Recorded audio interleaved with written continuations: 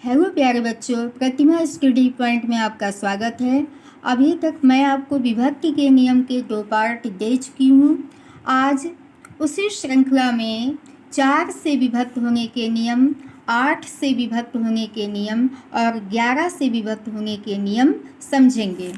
पहला है आपका 4 से विभक्त होने का नियम।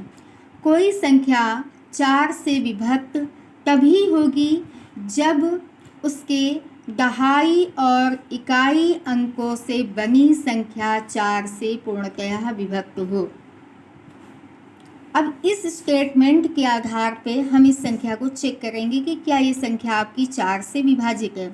स्टेटमेंट आपका ये है कि कोई संख्या 4 से तभी विभाजित होगी जब उसके दहाई, ये दहाई और इकाई के स्थान ये जो अंक हैं वो अंक आपका 4 से पूरा विभाजित हो जाए। तो यहाँ पे दहाई और इकाई के स्थान पे बने अंक क्या है? 32 है। बना अंक क्या है? 32 है। 32 आपका 4 से पूर्णतः विभाजित है, यानी कि चारों अठी 32 होता है, यानी कि 32 आपका क्या है? 4 से पूर्णतः विभाजित है। चारों अठी 32, तो क्या होगा? तो हम कह सकते हैं कि ये संख्या है, ये पूरी संख्या आपकी 4 से विभाजित हो जाएगी। 9, 7, 8, 3, 2 भी आपकी क्या होगी? 4 से विभाजित होगी। इसको आप भाग करिएगा। 4 दूनी 8, 1 आया, 4 चौको 16, 1 आया, 4 चौको 16, यहाँ पे आएगा 2, 3 आया, 4 पंचे 20, यहाँ पे आ जाएगा 3 और 4 और 32। देखिए पूरा ये विभाजित हो गया। ओके, इसी तरह से 8 से विभक्त होने के क्या नियम है? कोई संख्या 8 से विभक्त तभी होगी जब उसके सैकड़े, दहाई तथा इकाई अंकों से बनी संख्या 8 से पूर्णतः विभक्त हो।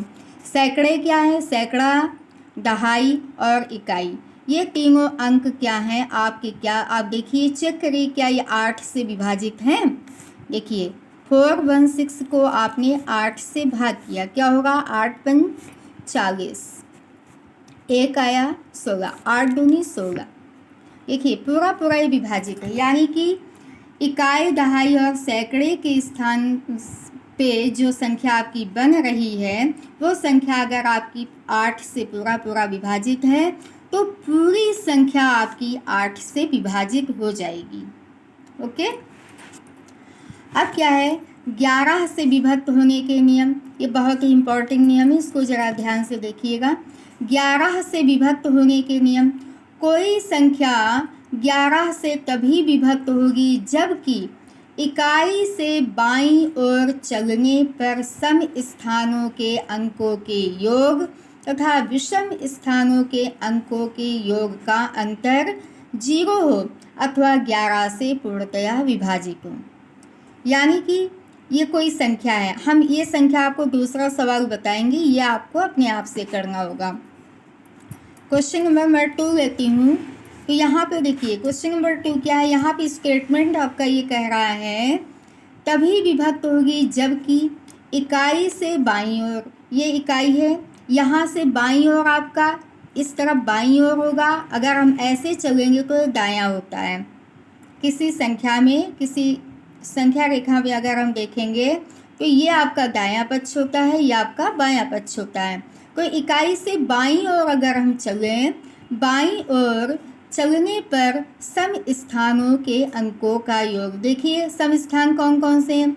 ये आपका पहला स्थान है, यानी कि विषम हो गया, ये सम स्थान पे है। दूसरा ये विषम, 7 आपका सम है, 6 आपका सम है और 2 आपका सम है। सम स्थानों के अंकों का योग, जरा इनको जोड़िए।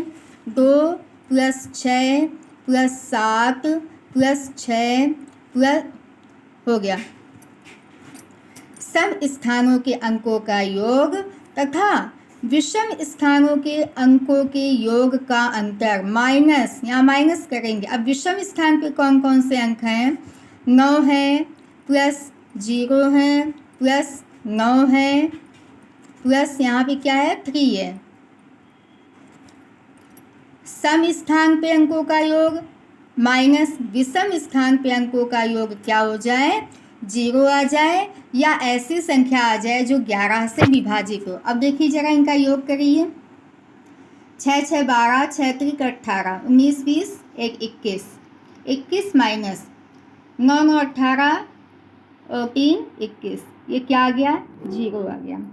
क्योंकि इनका सम स्थान के अंकों का योग माइनस विषम स्थान के अंकों का योग 0 है, तो हम ये कह सकते हैं कि यह संख्या क्या है, 11 से पूरी विभाजित है।